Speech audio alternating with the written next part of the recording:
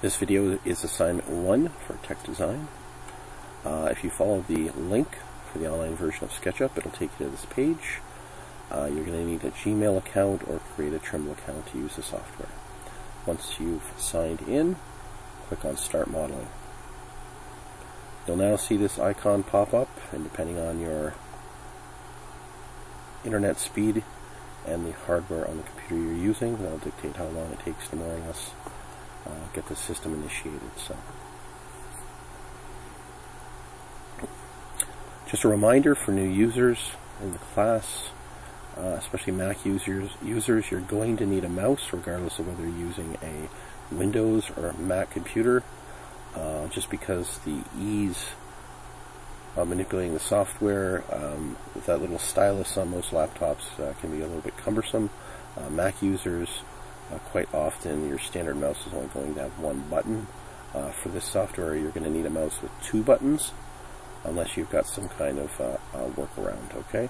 You're not going to see any of this stuff pop up when the program initializes for the first time.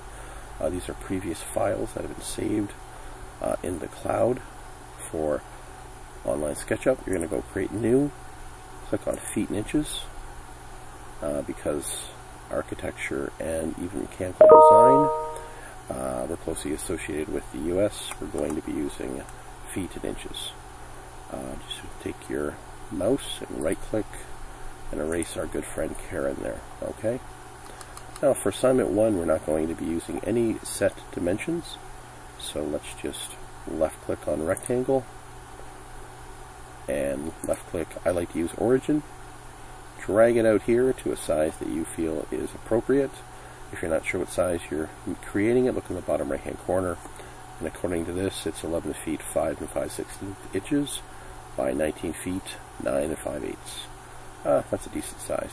Okay, let's go over here, left click, let's push this up, left click to grab it, left click to drop it off.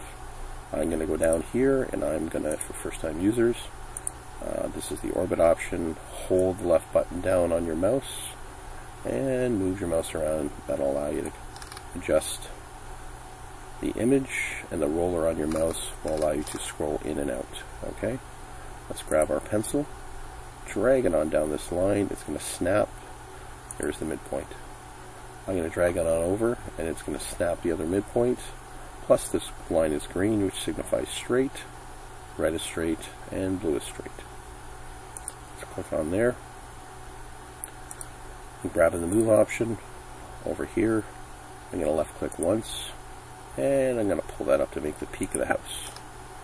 Okay, now if at any time you do something you want to undo, you can use this option here, undo option.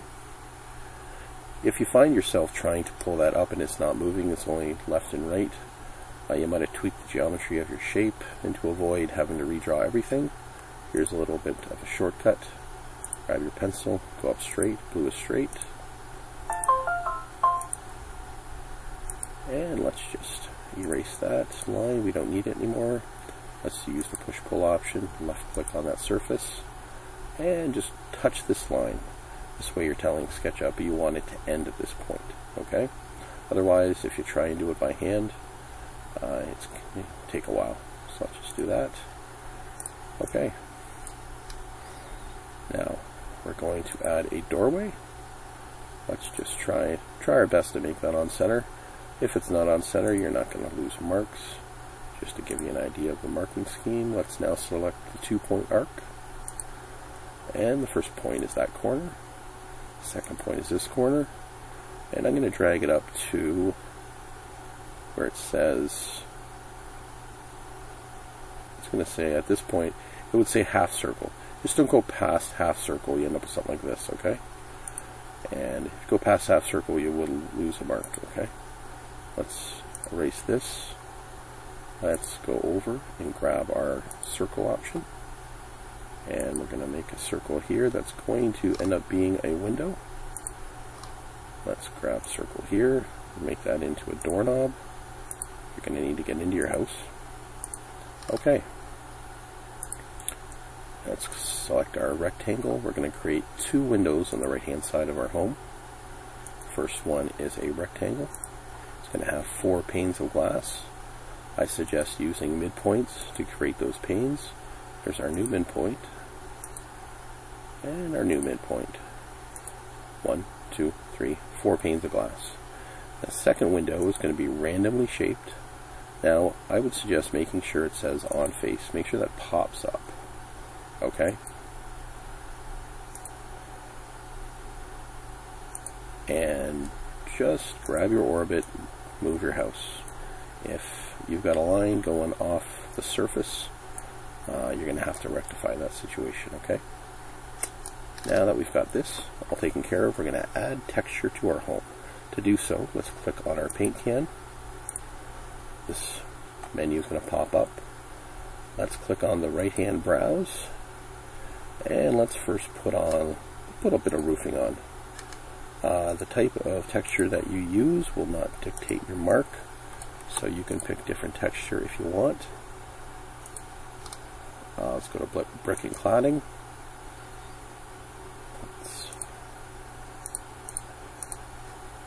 Okay, we'll add our brick and cladding. Okay, so we've got our exterior texture done.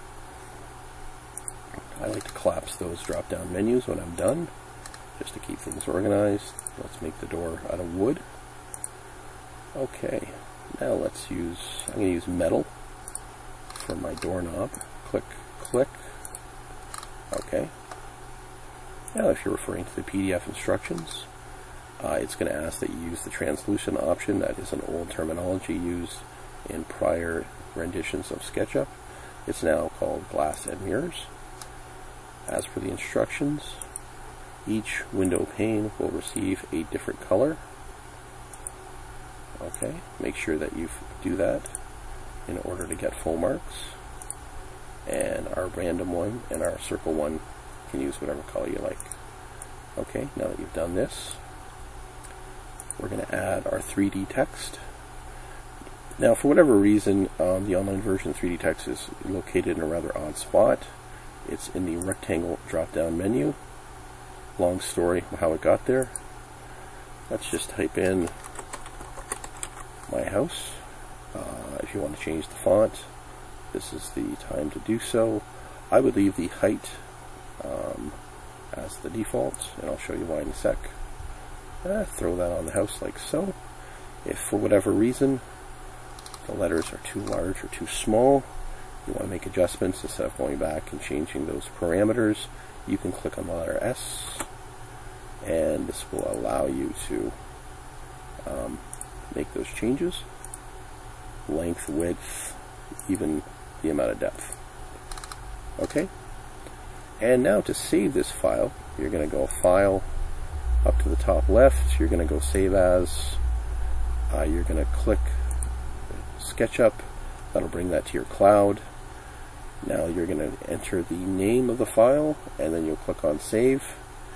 If for this particular assignment, if you don't want to save it to the cloud, you want to save it direct to your computer, and then you want to hand it into your D2L software.